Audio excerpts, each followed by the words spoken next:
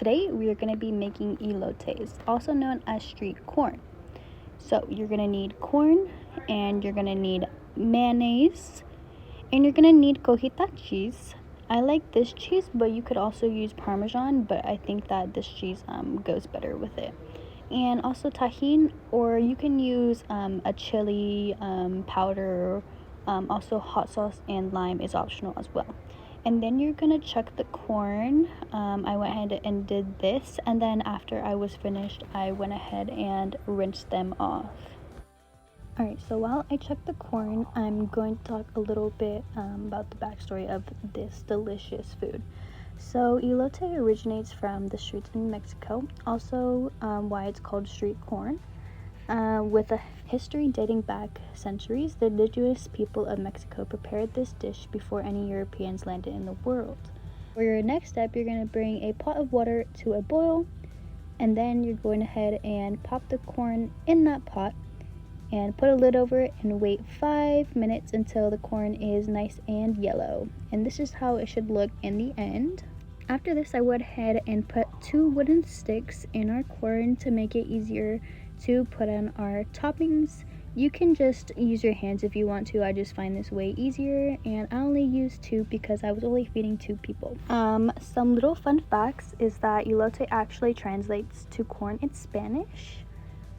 Corn also dates back to the 600 BCE, which is crazy. It also has a large cultural impact and is a big part of our Mexican culture. The next step here, I took out the cheese and I'm going to grate that. I grated it for a while until I realized I could just break off pieces and use my hands, which seemed a little bit easier because this would take quite a bit of time, but whatever you want to do. So here's the cheese once it's done.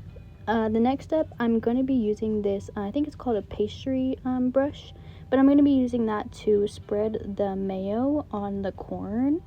It just helps it spread out more easily, so the cheese can stick onto it.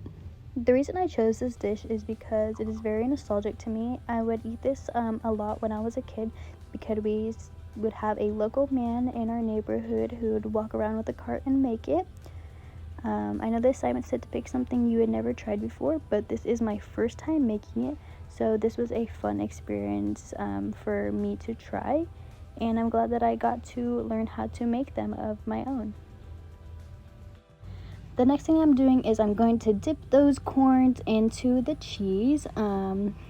As you can see here, I'm going to do the first one and then I'm going to repeat that step on the second one. For the next step, I went ahead and put some tahini on our corn. You can also add lime, chili, or hot sauce for this. And now here is our finished project.